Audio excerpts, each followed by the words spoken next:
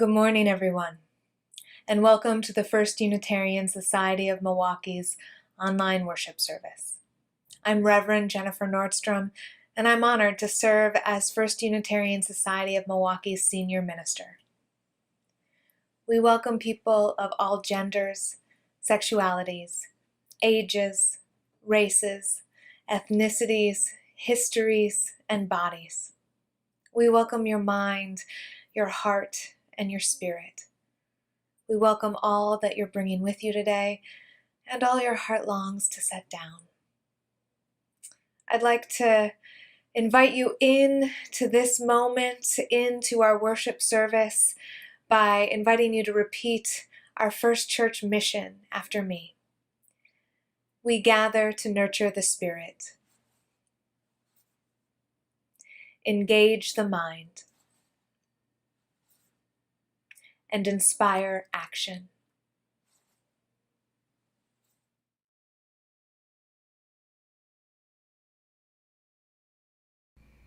Please join me in singing hymn number 131, Love Will Guide Us.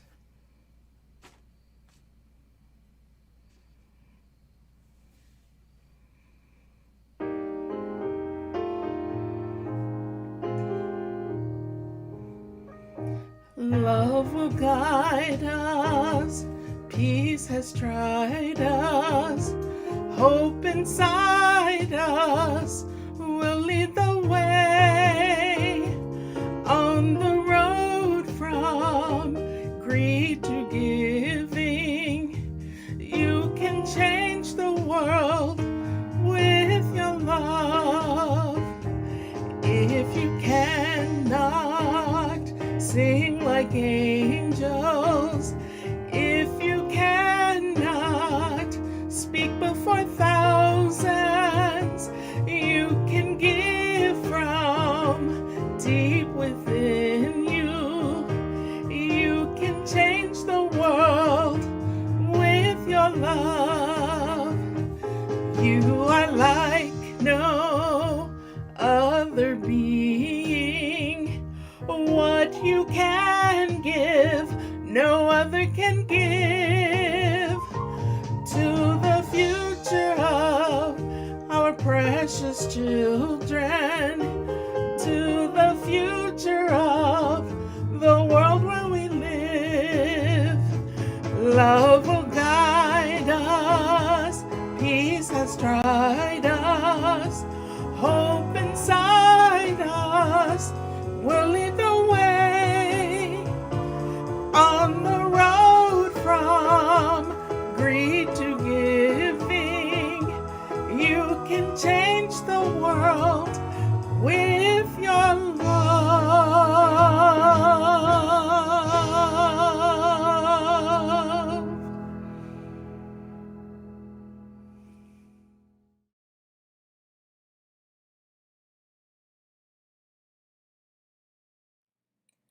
Democracy, government in which the power resides with the people, in which everyone can vote, every vote counts, and every vote is counted, is one of our Unitarian Universalist values.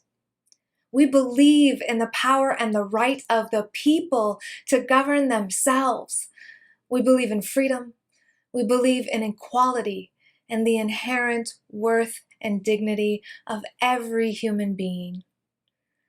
Our worship service today is about putting our beliefs, our theology, into action.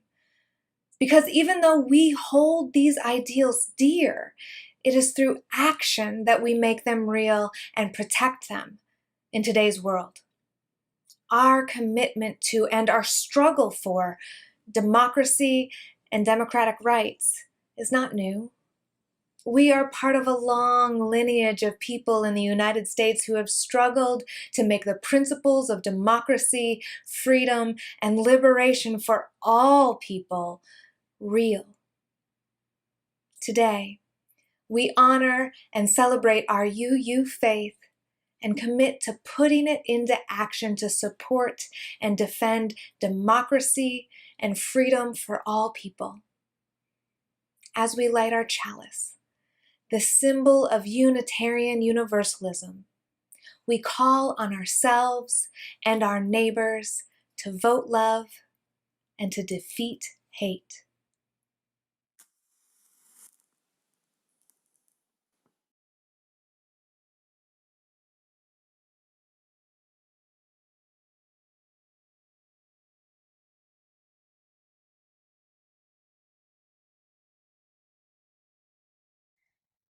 We who believe in freedom cannot rest. We who believe in freedom cannot rest until it comes. As a song leader, one of the songs that I keep returning to, particularly in these days of uprising and reckoning, is Ella's Song, written by Dr. Bernice Johnson Regan and performed by Sweet Honey in the Rock. Its lyrics, which I know some of you are already very familiar with, set to music the words of Ella Baker, an organizer, activist, leader, teacher, a prophet in the civil rights movement. Until the killing of Black men, Black mothers' sons, becomes as important to the rest of the country as the killing of a white mother's son, we who believe in freedom cannot rest until it happens. Ella Baker's words in this song are ones she wrote over 50 years ago, but they could have been written yesterday.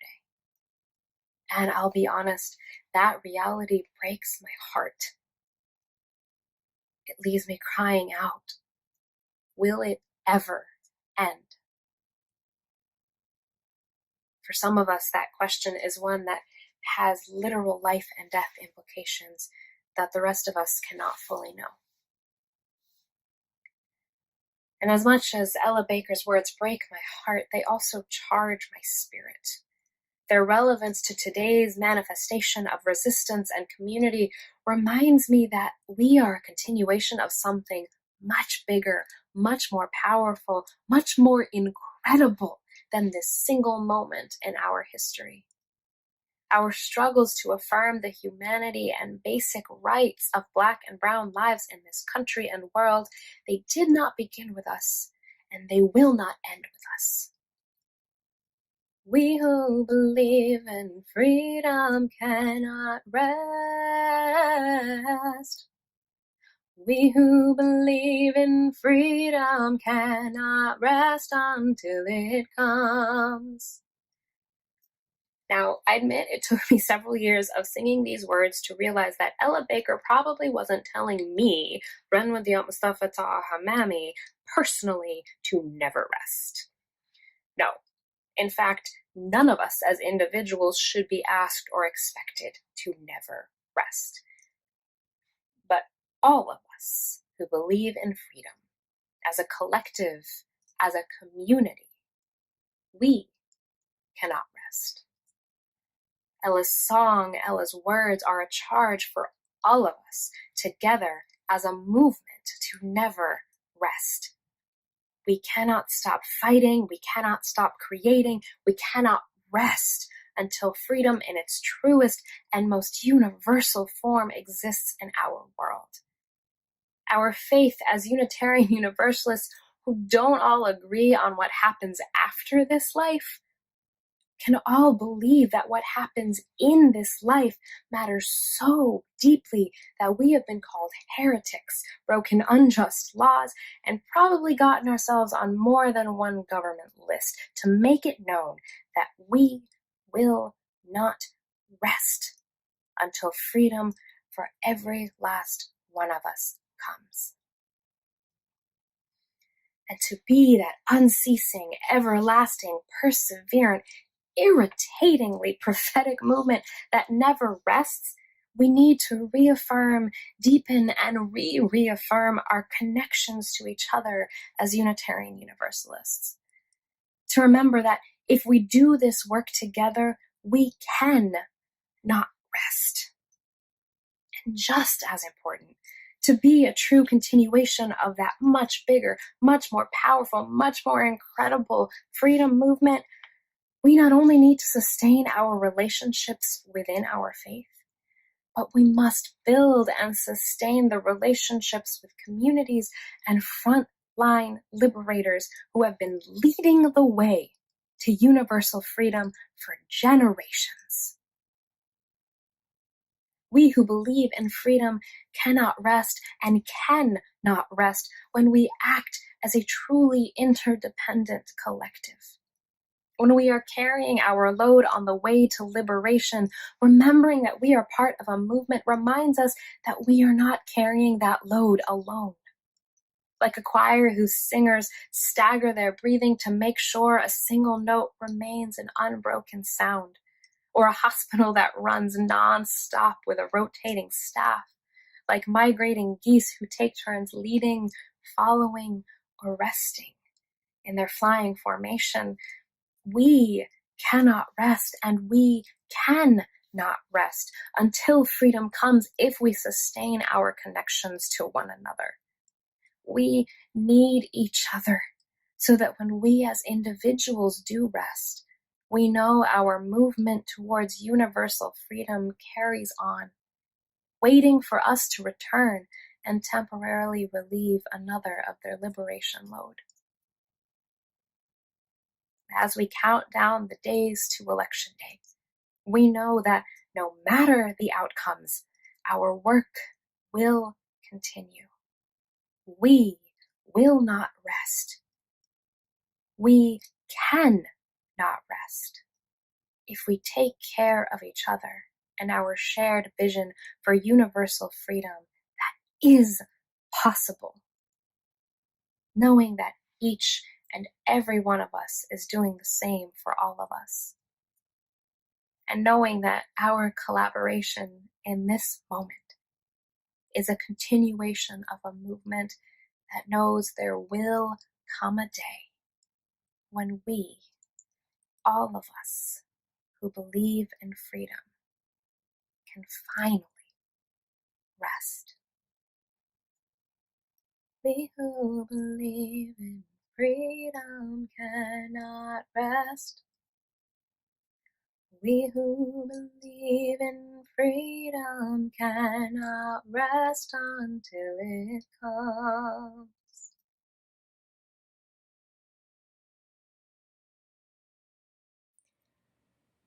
Dear ones, because of the unprecedented times in which we are living, we're continuing our pandemic practice of lighting the COVID candle for any of our members who've had a loved one die during this period, either from COVID-19 or from another cause. If you have had a loved one die during this time and would like the COVID candle lit for them during the Sunday worship, contact one of your ministers. Terry Hansen's father, Daryl Eugene Hansen, died on September 24th from heart and kidney failure in Morrill Memorial Nursing Home in Sparta, Wisconsin, with his family by his side. He was 88 years old. It's our pandemic practice to light our COVID candle, to honor the lives and the deaths of members' loved ones during the COVID-19 pandemic. Today, we light our candle in honor of Daryl Eugene Hansen, father of Terry Hansen.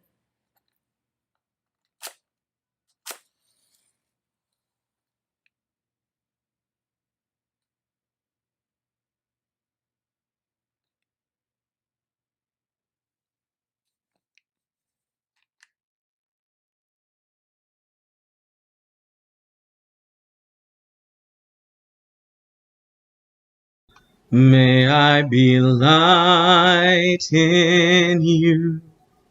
May you be light in me. Into our hearts, into our souls, let love abide. May I be love in you. May you be love in me from this place out to the world for all time. Spirit of life, sources of all that ever was and can be, we are guided by all that is sacred within our own hearts and minds to pray this prayer and to live this prayer. We offer up this simple and profound hope that we may be light, give light, and receive light in all the places we call home and in this sacred space that reaches across miles and experiences. That we may be love, give love, and receive love out in the world. May we never forget the impact and power of our voices. May we never lose sight of the songs in our hearts.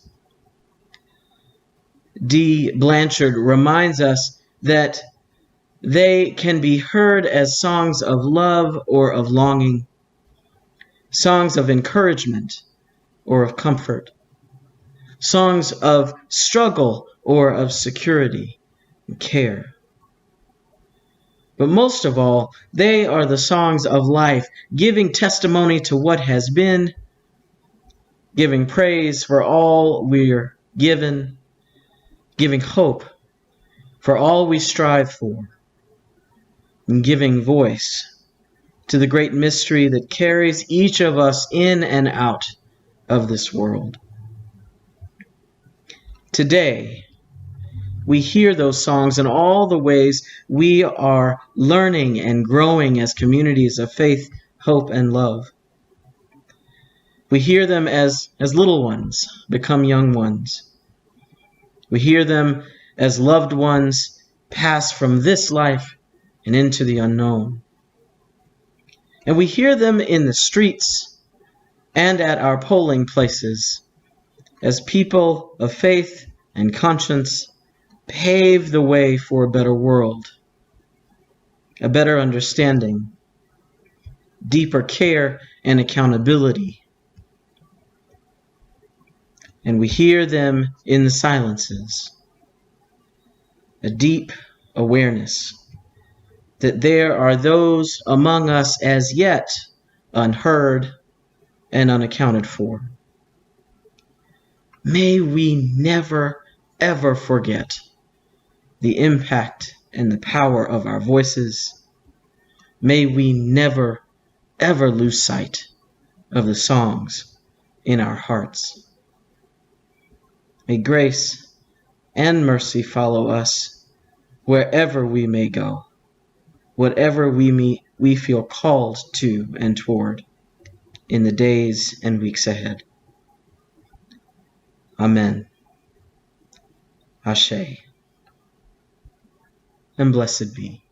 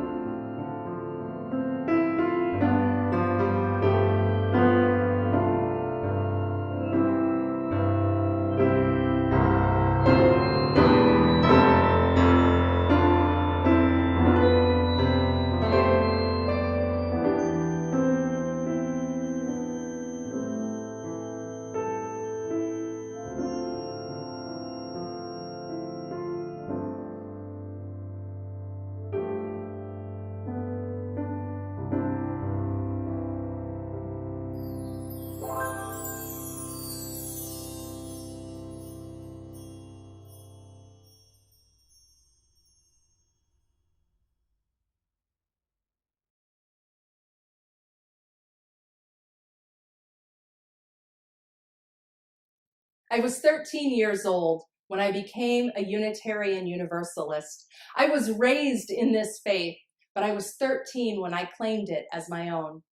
It was a Sunday afternoon, and I was waiting for my parents to finish their committee meetings after service. All the other kids had left, and I was bored. I wandered into the visitor's corner, and a little red wallet card caught my eye. It said in bold letters on the front, "What do Unitarian Universalists believe?" My 13-year-old self wondered, what do Unitarian Universalists believe? As I read the 10 statements written by the Reverend David O. Rankin, in my heart, in my soul, as I read those words, I said, yes, this is what I believe. One phrase in particular planted itself in me like the deepest truth, and I never forgot it. We believe in the motive force of love. It was in that moment when I knew that this was my religion. I start with this story to ground the work of UU the Vote in our theology, which is its foundation and its inspiration. This year marks the 250th anniversary of what we celebrate as the beginning of Universalism in the United States. It was on September 30th, 1770, that Universalist John Murray preached his first sermon on this continent. And the truth that I read in that little red wallet card, the truth I've never forgotten, is the message of Universalism. 250 years ago, in the context of religious notions of God rooted in punishment, damnation, and the division of humanity between worthy and unworthy, saved and damned, the idea of universal salvation, that God's love is unconditional, that no one is cast out, and that salvation is not individual but collective, was radical and liberating. Universalism proclaimed that humanity was bound together in a common destiny, and that love is the thread that binds each of us to the other and everyone to creation. Universalists believe that God is love. They also believed in hell. They just believed that it existed here and now on the earth. The great Universalist preacher Hosea Ballou was clear about how politicians and those in power used fear, stoked fear, to protect their greed and corruption and self-interest, and he knew the suffering that resulted from that. Rather than speak of theology in terms of speculative notions of God, Ballou spoke of it in terms of human experience here and now and our relationships to each other. A society that lives out the motive force of love would be one that fosters joy and liberation and thriving for all people. This is the highest calling of our faith as Unitarian Universalists, to live out, defend, and embrace this motive force of love in our lives, in our actions, in our commitments, and in our society. This is why UU the Vote says, vote love. Today, in our context, we are witnessing the emboldening and authorization of ideologies rooted not in love and interdependence, but in domination, authoritarianism, and dehumanization. And just to be clear, this is not new. It has a long and deadly history on this continent, going back more than 400 years. And yes, even our Universalist ancestors came from that same lineage of Christian European conquest and limited the vision of universalism only to white society, a limit that we are still trying to redeem ourselves from. It is dehumanization that creates systems that put children in cages, that deny health care to our transgender siblings, that allow police violence and the murder of Black people to continue unabated and without accountability. dehumanization that allows triage protocols that devalue the lives of disabled people and that lead to systemic divestment from communities. The resources from housing to education, healthcare to jobs, and the criminalization of poverty. Just as Hosea Ballou named it, the tool of dehumanization, its propaganda is fear. Propaganda that tells us to fear our neighbor, that we are not family and kin, but enemies. This is the exact opposite of our theology of universalism that tells us that we have a common destiny and we are connected to one another in love. This is why You the Vote says vote, love, defeat, hate. And while the forces of dehumanization and domination have always been a part of U.S. history, so too have been those who have resisted and organized for the values of dignity, equity, humanity, and love. These days are heartbreaking, they're infuriating, and they're frightening. On days when I lose my own strength, I turn to the words of Alice Walker, who reminds us, we remember our ancestors because it is an easy thing to forget, that we are not the first to suffer, rebel, fight, love, and die. The grace with which we embrace life in spite of the pain and the sorrow is always a measure of what has gone before us. We remember our ancestors, theological, familial, and in movement. We remember Francis, Ellen Watkins, Harper, Hosea Ballou, John Brown, Sitting Bull, Ida B. Wells, Dr. King, Anne Braden, and so many more whose names history does not remember. Those who struggled and risked and fought and loved for the principles of justice, equity, liberty. This is why in You the Vote, we say vote love, we say defeat hate, because dear ones, we are on a precipice. Every single one of our most deeply held values is on the line right now. The current powers in government are showing in everything they do that the inherent worth and dignity of so many immigrants, Black people, disabled folks, trans and queer people does not matter to them. Human agency, interdependence, the democratic process are being disrupted and defiled daily. It is a radical act of faith to not only continue to believe in all of our cherished principles, but to demand them by speaking out, taking risks, organizing, leveraging our resources, and building networks of solidarity and power to protect one another and these values. We are on a precipice, and our actions right now will affect whether we have a chance to continue to bring our bold values forward, to rebuild, expand, and strengthen our democracy, to confront police violence, to upend racial inequity, to change divestment from communities, and make moves to protect the climate. Now is the time to draw on the grace, the courage, and the strength of all those who went before, to widen our comfort zones, and to do all we can to vote, love, and defeat hate. If you haven't taken any form of action yet, sign up for a shift with You the Vote. I can tell you that it's fun. And if you've written postcards to voters, but you feel nervous about phone banking, do it with your fellow UUs. And if you've been all in with You the Vote from the beginning, keep it up and start planning for how you will show up and organize after November 3rd. Because democracy will not be restored in one election.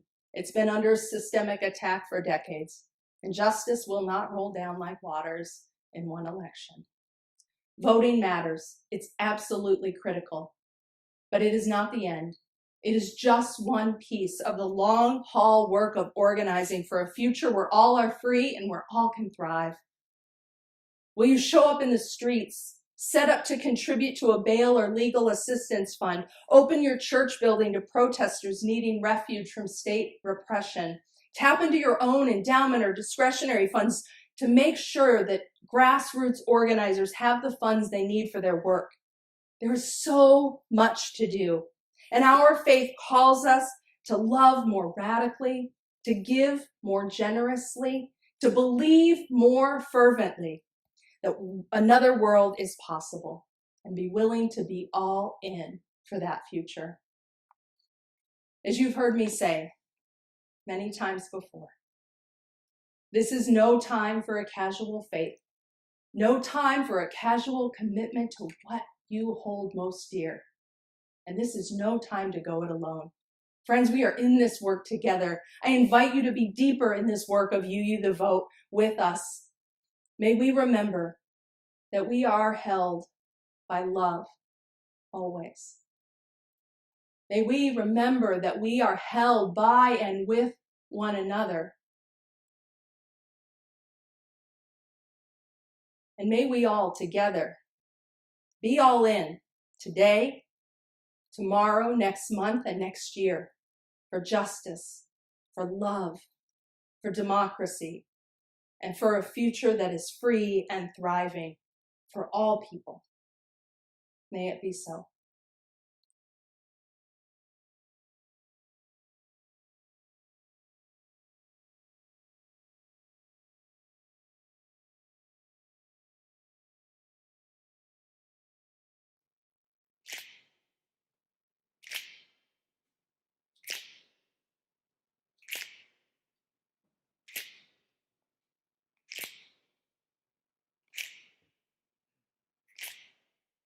We shall be known by the company we keep, by the ones who circle round to tend these vibes.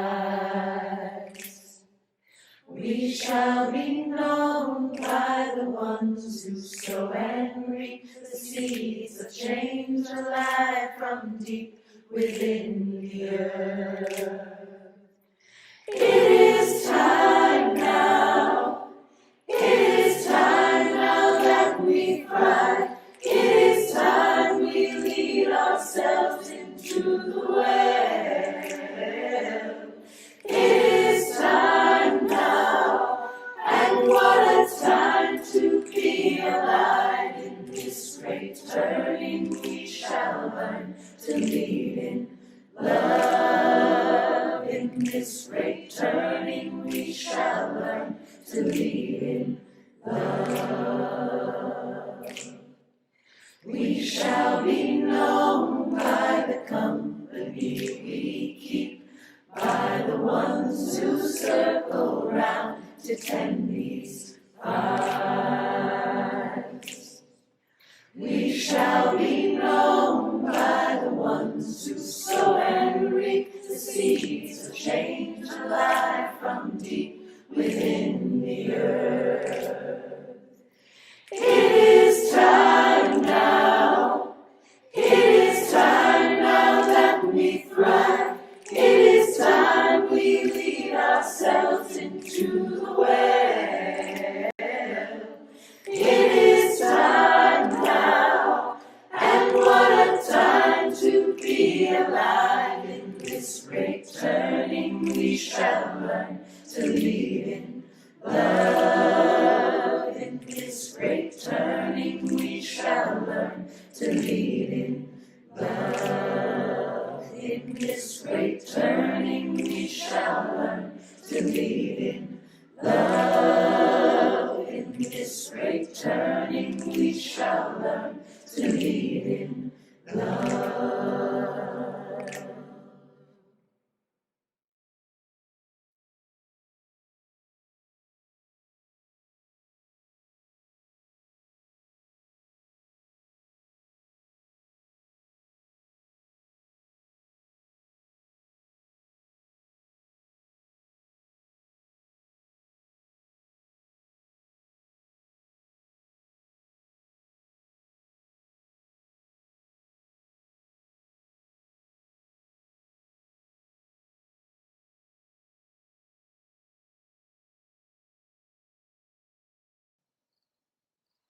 In all of the major religious traditions, people have marked time in seasons.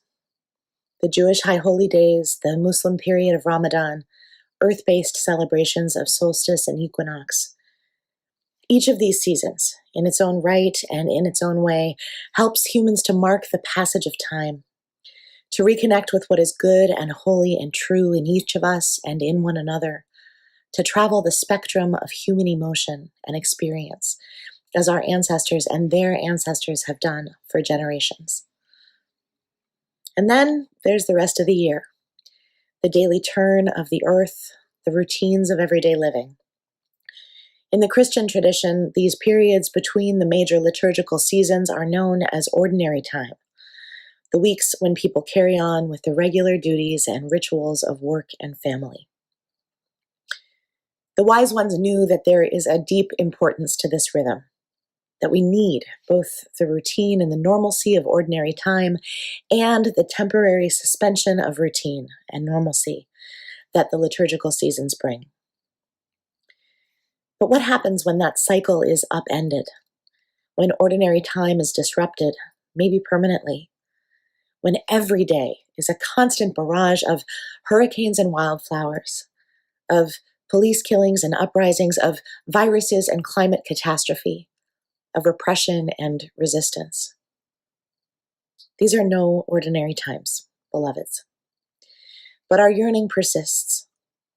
Perhaps not for ordinary time, with all the ways the status quo is brutal to so many among us, but for extraordinary time. A time when hope is plentiful, when justice is pervasive, when community is resilient, and when love governs us all. Our Unitarian Universalist faith compels us to be builders of extraordinary time, even in the midst of profoundly abnormal ones. Our faith compels us to claim our agency and take action, even as our broken systems strain to keep us passive. To affirm the inherent worth and dignity of every single one of our human siblings by refusing to accept brutality and repression. To lean in to our radical interdependence by working together, organizing our communities to be powerful and prophetic in the face of all the forces that would dehumanize and kill us. Right now, UU the Vote is working ceaselessly to build this kind of extraordinary time. Across the country, hundreds of our congregations are mobilizing volunteers in deep partnership with local and national partners. UUs have reached out to hundreds of thousands of voters with texts and postcards and calls, on track for 1 million before November. We have had deep conversations about the issues that are central to our deepest values. We are fighting voter suppression, mobilizing those who have been disenfranchised, registering neighbors who've never had the chance to make their voices heard. And we are also building power and resources and connections to face together whatever comes after November 3rd. So today, we are asking you to join with us in building this extraordinary time that we are all yearning for. And to mark this threshold year of 2020 and all the possibility and peril it represents, we are inviting every single Unitarian Universalist to help us move into the future, toward extraordinary time in November and beyond, by making a gift to UU the Vote. And since numbers are significant, we want to encourage you to consider a gift that honors the number 2020. Perhaps you are someone who could make a gift of $2,020, an amount that would fund 50,000 calls to voters in critical states. If this is you, now is the time for your generosity. Or maybe you're someone who could give $202 or $20.20 or some multiple of those numbers, helping us pay for fellowships and organizers and staff across the country who are coordinating our phone banks, working with state advocacy networks, building infrastructure of volunteers that's going to last us far beyond this election. Or maybe you, like so many among us, are suffering financially during this time, but maybe your gift of $2.02 can be a symbolic gesture that we are all one, that we are working together to build this extraordinary time. Together, friends, as Unitarian Universalists, We are doing extraordinary things in these abnormal and heartbreaking times. And there is so much more to do. Please, give as generously as you are able. For all we have received, and for all that we have found the courage to give, may we be truly thankful. Amen.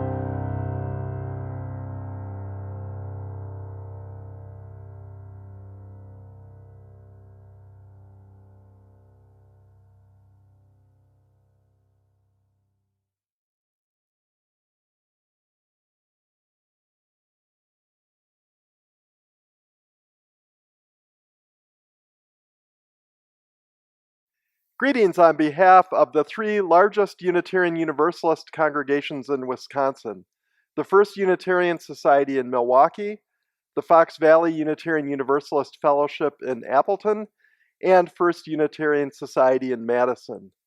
We are all so excited about this UU the Vote project. Nationally and in Wisconsin, we're glad to be part of it, and we're glad to have the help of the UU the Vote organizer in the state, Nora Rossman. The UU the Vote campaign is a national Unitarian Universalist effort to put our religious values into action. As a non-creedal faith tradition, we emphasize how we live more than what we believe. And yet, Our 7 principles do urge us in this way. Our 5th principle emphasizes the need for the right of conscience and the use of the democratic process in our congregations and in society at large. Our 2nd principle calls for justice, equity, and compassion in human relations.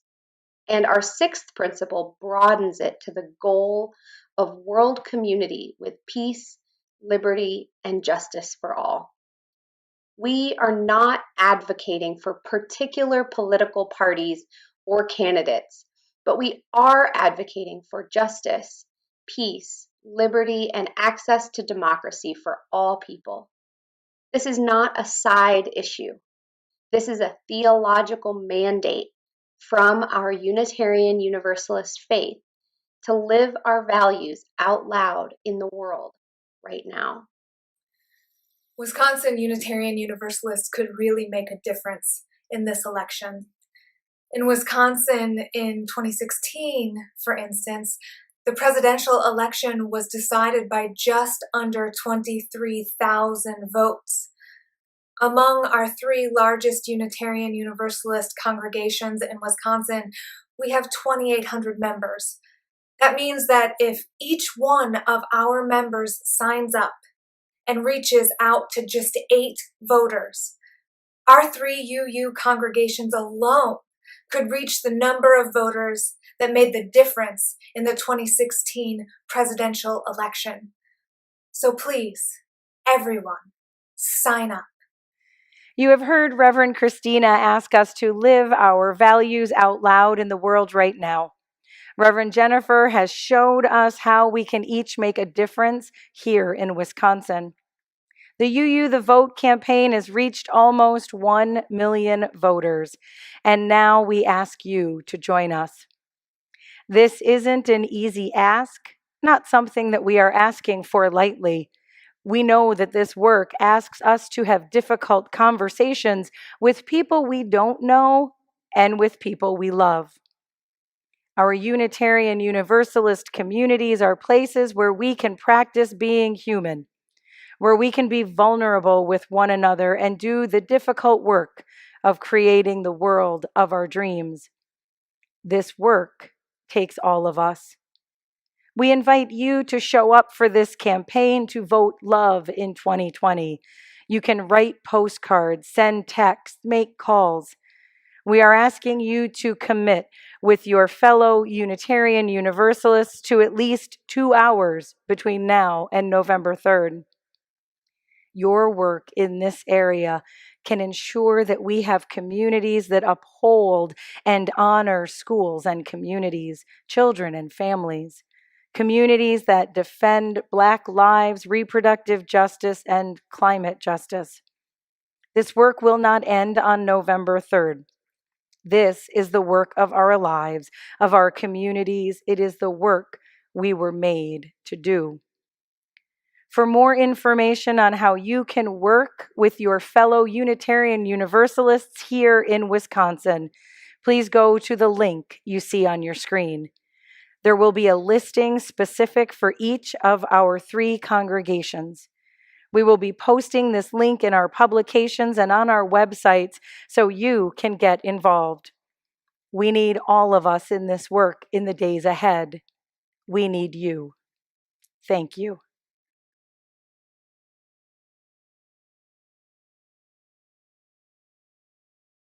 Please join me in hymn number 1017, Building a New Way.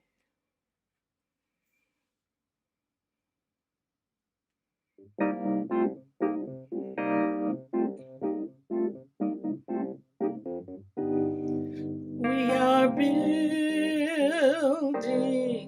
a new way. We are building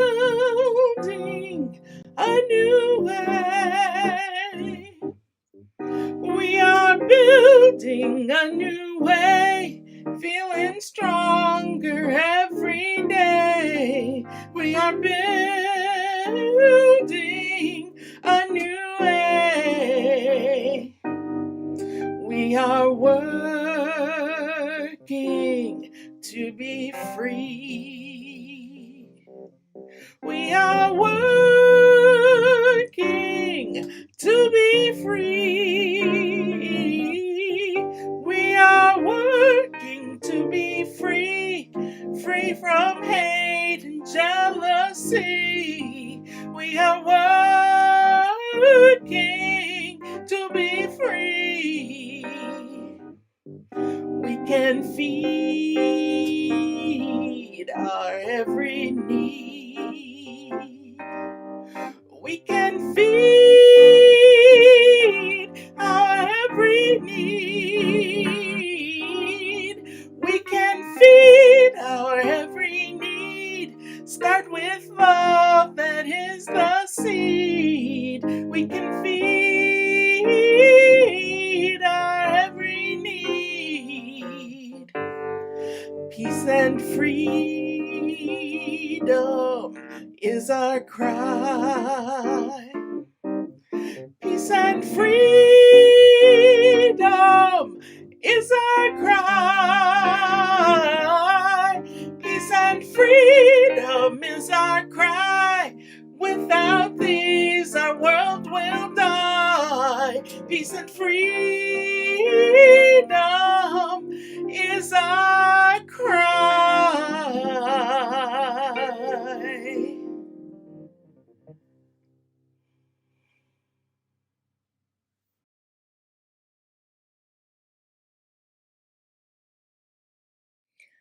Our Unitarian Universalist values call us together to choose democracy, to vote love, and to defeat hate. Together, we will build a new way so that all people can be safe, all people can be loved, and all people can be free. Together, we make it so. I will see you all on the phones, at the polls, and in the streets. Amen. We are going, heaven knows where we are going. We know within, and we will get there.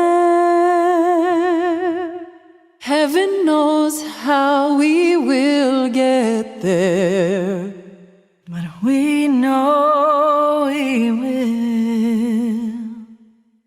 Whoa, yeah, yeah. Whoa, yeah, yeah.